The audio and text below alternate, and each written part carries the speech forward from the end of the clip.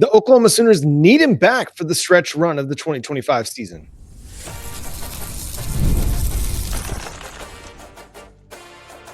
You are Locked On Sooners, your daily podcast on the Oklahoma Sooners. Part of the Locked On Podcast Network, your team every day. What's up, Sooner Nation? Welcome to Locked On Sooners, and thank you for making Locked On Sooners your first listen every single day. Shout out to all the everydayers out there. Tune in and subscribe to the show wherever you get your podcasts. We're part of the Locked On Podcast Network, your team every day. Today's episode is brought to you by FanDuel. Right now, new customers can bet just $5, and if your bet wins, you'll get $300 in bonus bets to use across the app.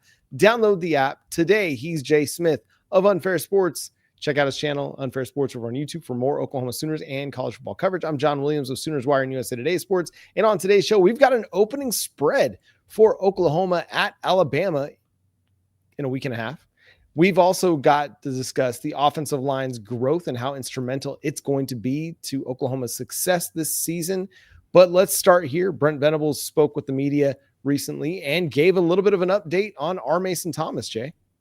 Yeah, he basically said on the teleconference earlier on Wednesday, basically was saying that they're expecting a lot of players to come back for the Bama week. So this bye week landed in the perfect spot, expecting a few players to come back. So that leads to speculation. He said that R. Mason Thomas is still being evaluated for a quad injury, which is a quad pull, so it wasn't a hammy. So that could mean that he could play in the Bama game. It could mean they could hold him out into Missouri or even LSU. There's really not no real answer, I guess you could say there. But the good thing is that there's a possibility that R. Mason Thomas makes a return. And so, but the good thing is him saying that there's a few different players. So now, John, it's time for us to start the speculation. Who in the heck is he talking about? There's a few people coming back. So looked at the last availability report. There's a list of folks on there. Does he mean Kobe McKenzie's back? Logan Howland's back? Does he mean some of the Jakes, one of the Jakes make a return? Are they going to be healthy to be able to rotate around in? The list, we don't know. Because let me put it this way. If you're looking at the availability report, when we talk about it, if they have the players listed on there as out, they don't have to put them as out every week if they're done for the year. That usually means that there's an indication that they could potentially come back and play. So at some point, Troy's expected to come back. Same thing with the Jakes. So they're out, but one day they could come back this season, is basically what it says. Yeah, I would venture to guess that he's probably talking more about Gentry Williams being more healthy, Kobe McKenzie being more available and being healthy. R. Mason Thomas, I mean, I'm not going to rule it out because he's got 2 weeks to rest it. He didn't have to come back. Obviously, he couldn't come back in that Tennessee game, but now he's got time. Time heals all wounds, and he's going to have an opportunity to come back against Alabama. I think he's going to want to play against Alabama, so he's going to do whatever he's got to do to get right and get ready for that. Keontez Lewis, I think that's a name that I think we got to keep an eye on because he's been out for the last couple of games after playing in the Texas game. That dude's been through a lot this year. He's had 2 very serious scares.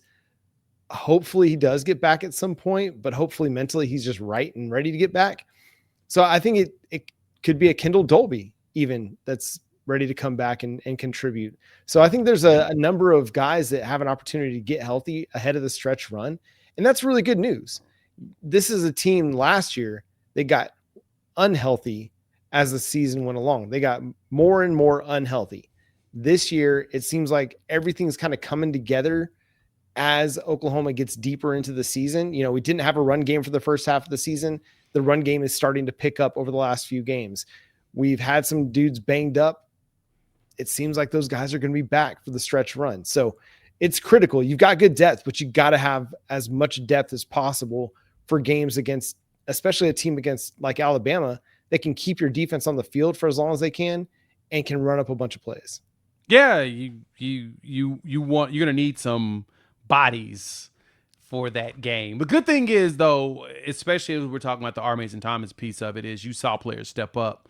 Yeah. The moment that he went down in this last game was next man up. I saw Danny Okoye talking to the media after practice on Wednesday night, and he was talking about, man, the development in that room is just crazy. And that's the mentality that they had was next man up.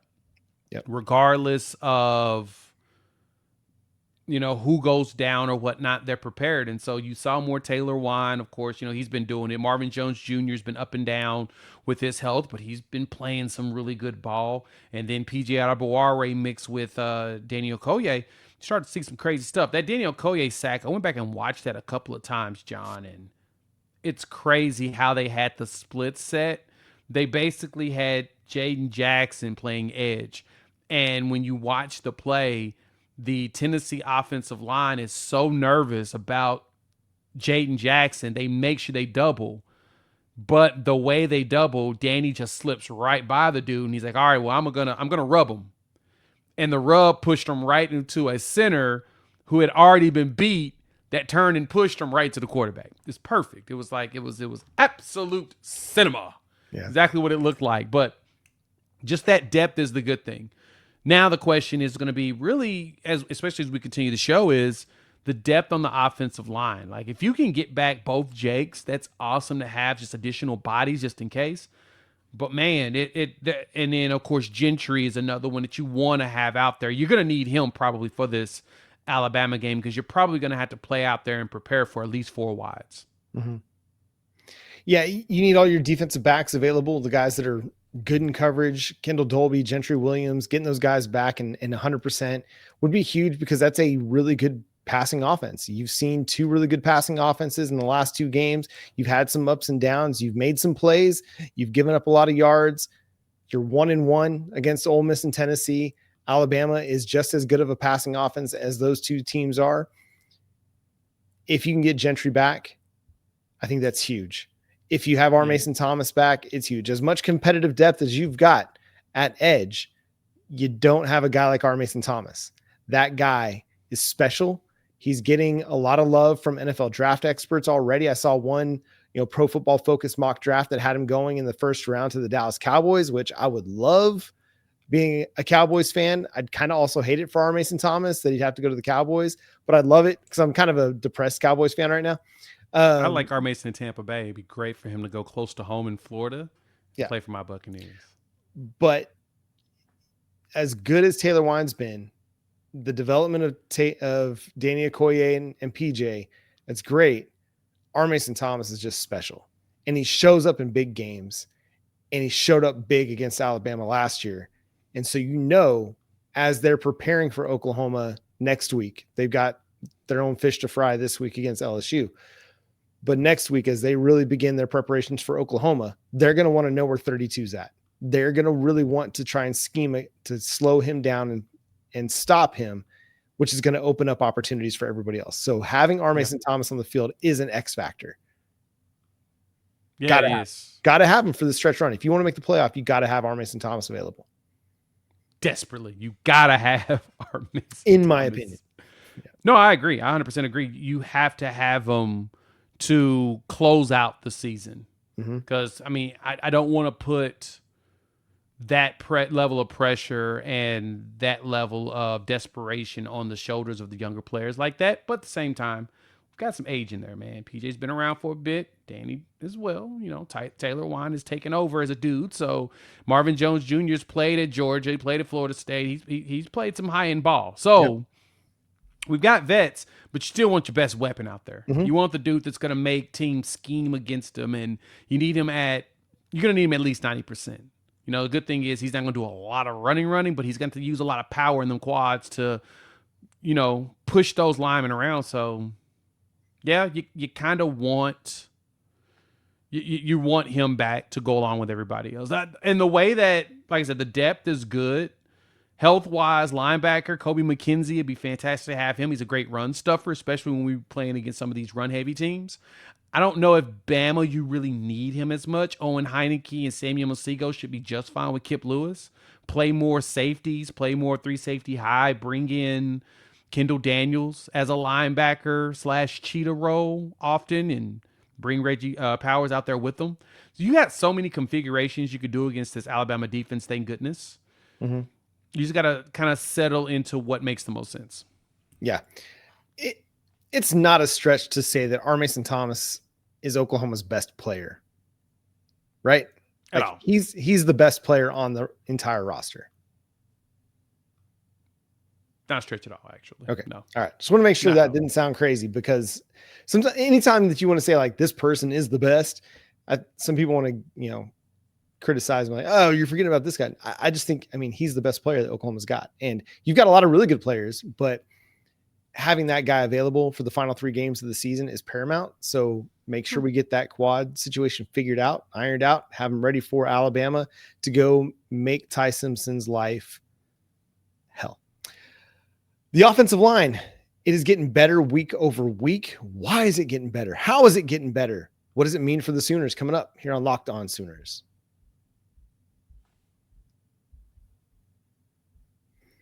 When the opening whistle blows on a new repair, get your crew moving forward with Supply House. Order today and see parts on your doorstep tomorrow. Over 280,000 plumbing, HVAC, and electrical items from the most trusted brands in the business.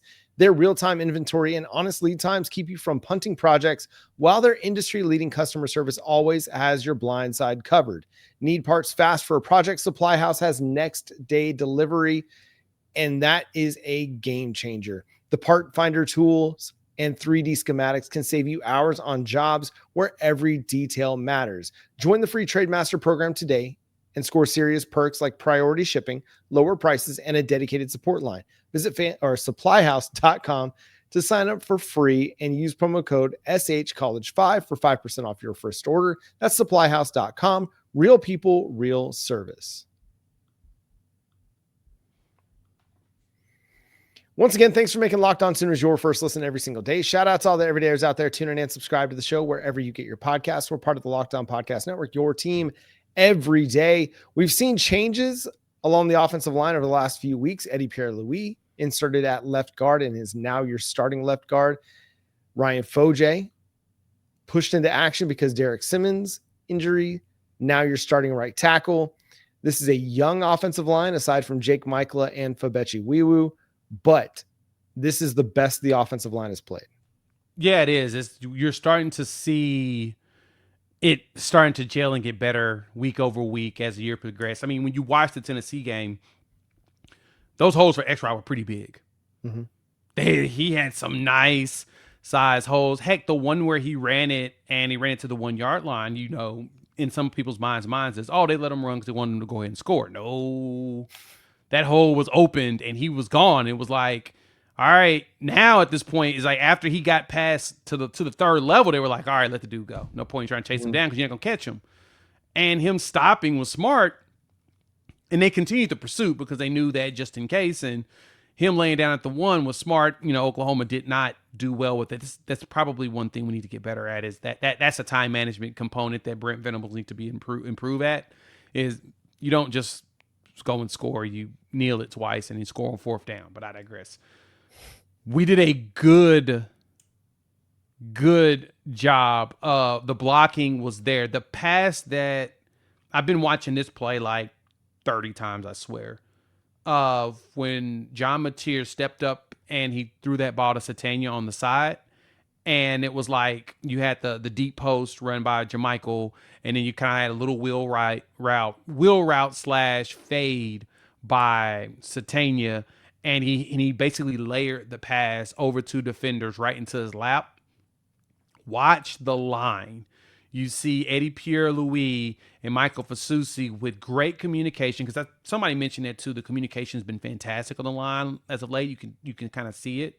But they did a stunt, and it was a delayed stunt so well that if EPL had continued the double team on the left, they had their edge coming untouched.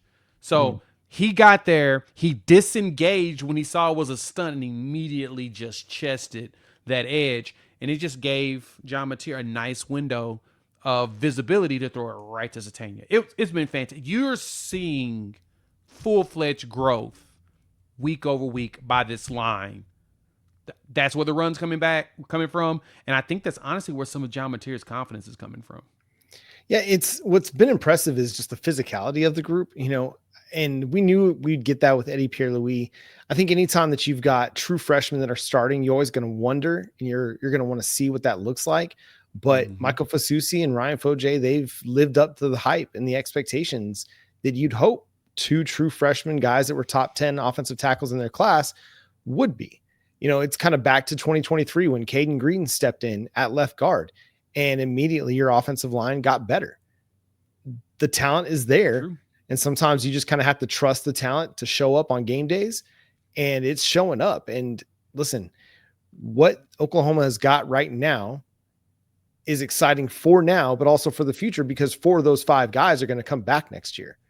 So where you've had a lot of offensive line turnover over the last couple of seasons, like that 2023 was a very veteran group, and then you replaced all of it going into 2024, and all of your depth got hurt and injured. Well, you replaced a lot of it for 2025. Well, now you've got a solidified group now to finish the season, and 80% of that group is going to be back next year. Yeah. That's encouraging. So all of these reps, the good and the bad, that Michael Fasusi and Eddie Pierre-Louis and Jake Michael even and Ryan Fodje get over the final 3 games of the season, plus the first team reps that they get in practice against the best defensive line in college football, all of this is going to continue to aid their development and get them better as the season goes along, but also prepare them for a 2026 season where Oklahoma is going to have a chance to be very competitive once again. Yeah, it's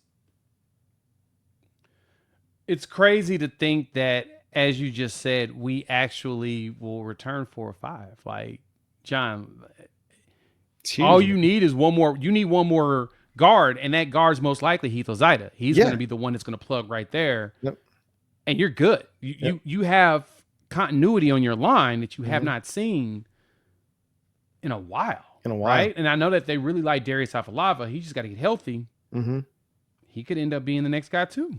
Yeah, you're going to have good competition at right guard down the line, because yes, you've got a Heath Ozida that's got a lot of experience and somebody who's played a lot of big ball for you, that, hey, he could be your right guard. You've got, Daniel Akinkumi, somebody who continues to slowly develop, and somebody that Brent Venables is very high on and people have spoken very highly of, that could be in that competition as well. You've got Darius Afalava.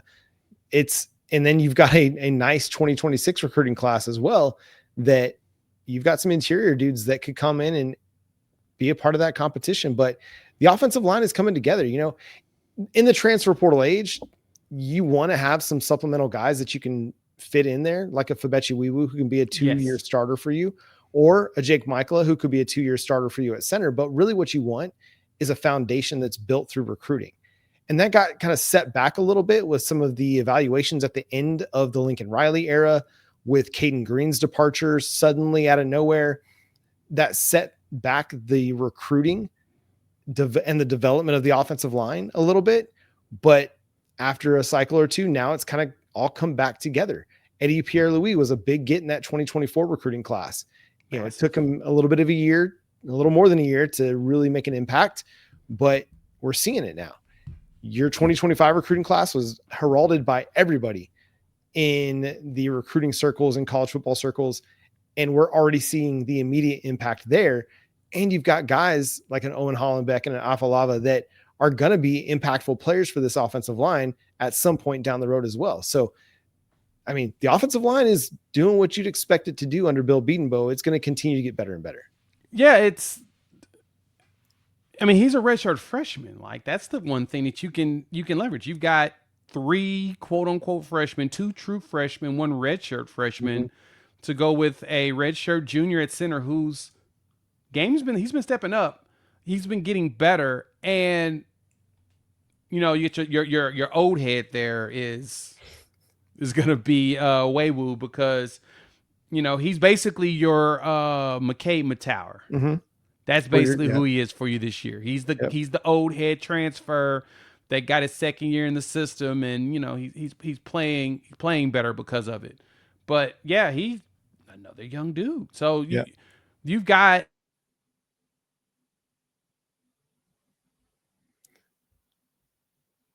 I think Jay froze on there, but I also think of like a guy like Chris Murray at right guard, who was a transfer in as well, and a veteran that we got a couple years out of. McKay Matire, now Fodje Waywu.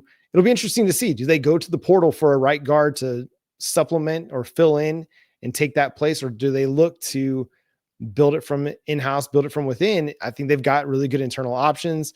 We'll see what happens there. Jay's going to be back with us in just a second. His internet dropped out, but we're going to talk about Oklahoma and Alabama's opening spread here in just a second on Locked On Sooners. The NBA is back, and there's no better place to get into action than FanDuel, the official sports betting partner of the NBA.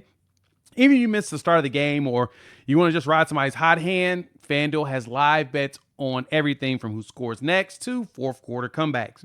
You know me, I check out my Oklahoma City Thunder often. Plus, you can take that, like some stats, you can combine them into live bets, into same game parlays for a shot at an even bigger payout. I mean, that keeps the games exciting, especially when your team's making that late push. So, right now, FanDuel is giving new customers $300 in bonus bets when your first $5 bet wins. So, head to FanDuel.com to sign up and play your game with FanDuel, the official sports betting partner of the NBA. Once again, thanks for making Locked On Sooners your first listen every single day. Shout out to all the everydayers out there. Tune in and subscribe to the show wherever you get your podcasts. We're part of the Locked On Podcast Network, your team every day. Over at FanDuel, the line for Oklahoma at Alabama, Jay, is sitting at 7.5, favoring the Crimson Tide at home against your Sooners. For perspective, Alabama is a 9.5 point favorite right now against LSU in this coming weekend's game, which is very fascinating to me because for the uninitiated, when it comes to sports gambling, when the spread that's set by Vegas, books usually give the home team a 3 to a 3.5 point favoritism, right? So if you're supposed, the standard favorite is 3.5. Neutral site, you take 3.5 away. That's what the neutral site number would be. So neutral site favorability is why that conversation comes in, which means that Bama will be like a 3.5 point favorite ish, roughly 3.5 point favorite on a neutral site. Not too bad. But that means that you come to Oklahoma, which is a 6 point swing, they'd be like a 1 point favorite. That's low. Last year, it ballooned up to 17.5 by kickoff. It was starting at 14.5, and it moved up to 17.5 last year when we pulled the massive upset of destroying them. Just the fact that it's only 7.5, man, makes me feel a little bit weird about that one, dog. I'm not gonna lie. You feeling froggy about Oklahoma on the road as a touchdown underdog? I'm trying to figure out, is it a trap? Like, are they trying to get more Alabama people all over that money? Because 7.5 just feels low for an Alabama team that has a really good pass game, but they don't have a good run game. Mm-hmm. And their defense is nowhere near what it was the last, the Saban era. Like this year, their run defense is in like the between 60s or 70s. Total yards and like efficiency is like in the 30s. Mm-hmm. They're not very good on the defensive side like you would expect. They also play Georgia very well, and then they just kind of don't. It doesn't feel like DeBoer matches up well against Brent Venables for some weird reason. Yeah, I mean, I'll be curious to see what this looks like this year with Ty Simpson throwing the football versus Jalen Milroe. Mm-hmm. Oklahoma's not been great against the spread this year. It's a team that, listen, under Brent Venables, they've played a lot of games a lot closer than probably people would have liked. They're 4-4-1 this year against the spread. Mm-hmm. Last year, and I'm looking at teamrankings.com for these numbers. But last year, again, when everything was not favorable for Oklahoma, they were 6-7 against the spread. But I feel like they play pretty well, as a road team. They usually play a lot closer than what would be expected. If you're looking at last year, I'm trying to find it really quick. As an away underdog last year, the Oklahoma Sooners were 2-1. This year, they've got the win over Tennessee, where they were a road underdog going into that one, and so they've got that win. So listen, I if it's 7.5, I kind of like Oklahoma plus the points in that. And listen, I haven't gotten to my prediction yet, but OU is going to have a chance to win this thing outright altogether.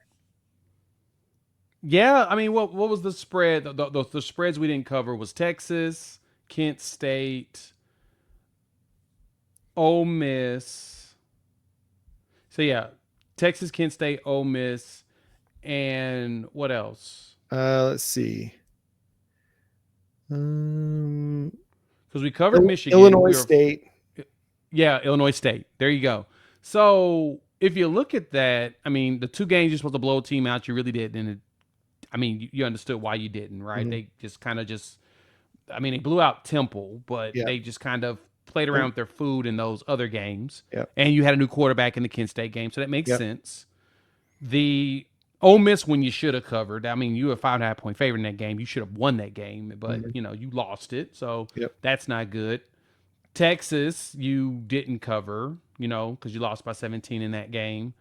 But you covered the Tennessee spread on the road as a neutral site pick 'em. You won that one, right? And then Michigan, of course, and then Auburn was kind of your even because you were a 7-point favorite. So as a dog, you really only didn't cover one spread. Every other game, you were a favorite. This year, at least. Yeah. This is only your second time as a dog in which, if I'm looking at this correctly, I don't think Oklahoma's going to be a dog for the rest of the season outside of this Alabama game. No, they should not be a dog against Missouri, and they shouldn't be a dog against LSU.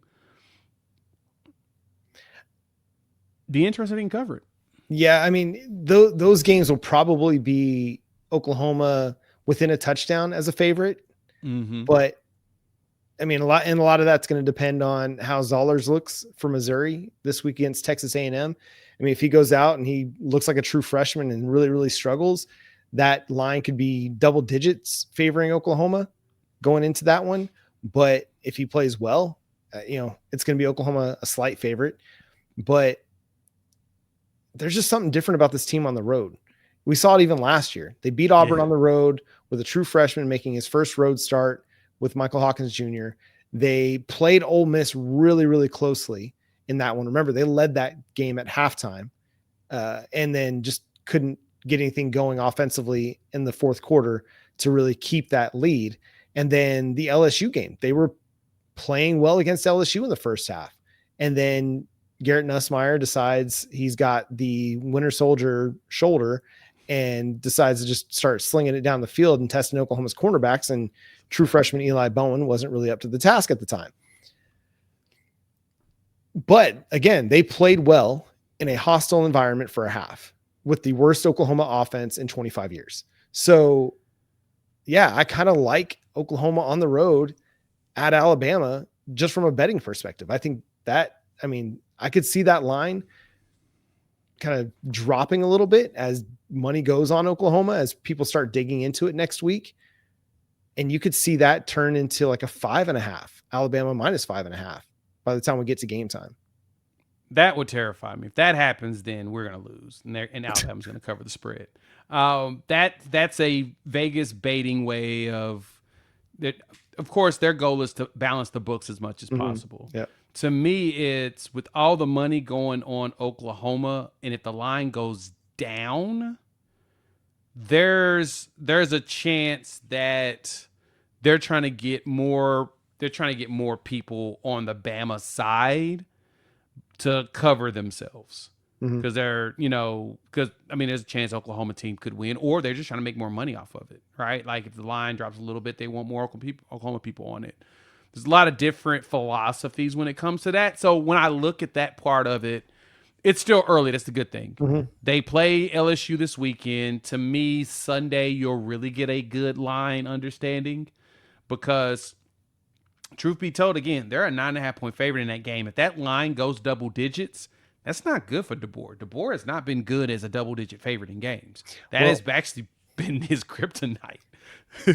Team rankings right now has Alabama as a minus 12.5. Woo! Yeah. So, again, some things to be adjusted after the games this week. And to me, so much of it depends on which Oklahoma offense shows up in this game. Is it the up and down offense that we saw against Ole Miss? Is it the up and down offense we saw against Tennessee, just finding enough plays to go win the football game in the second half? That's going to be the question. If they can find some plays, keep that offense going in the second half. Really, they had not much of an offense in the first half. It was all the defense and special teams that really gave them the opportunity to get that lead. And then the offense came out in the second half. If they build on that offensive performance from the second half going into Alabama, then yeah, I like their chances to not only cover, but even just win the game. Again, it's going to be a tough one. It's going to be maybe the toughest test Oklahoma's had yet. And I feel like we've been saying that each week since the Texas game, right? Not counting the South Carolina one, but like Texas was the most difficult test they'd had to that point. And then Ole Miss was the most difficult test. And then Tennessee was the most difficult test. And it's been a roller coaster ride. Those grades are not a linear progression. Can they build off of what we saw against Tennessee, go get a difficult road dub? I hope so. We'll see. Yeah, the challenge is going to be there for them. The good thing is that rankings wise, Alabama is a solid offense. I don't believe they're as good or better than Tennessee and Ole Miss. So they're probably the third best. Now, statistically, Alabama is the second highest rated, numbers wise, raw number wise. They're one of the second total offenses in the SEC. They're in the passing, right? Like total, they don't run the ball well. So they're all a passing offense. They are second in passing, 291 a game. Tennessee's at 329. They're the highest, with Ole Miss right behind them at 289. So they pass constantly, but Ole Miss runs the ball well at like almost 200 yards a game. Tennessee's not good at that. They're about 170, and we held them to under 100. But Bama's 14th in the conference at 118. They cannot run. So they're 100% reliant on Ty Simpson. Now, the difference between Ty Simpson compared to a Jalen Milroe is Ty Simpson sits in there, he throws darts. He just dots you up.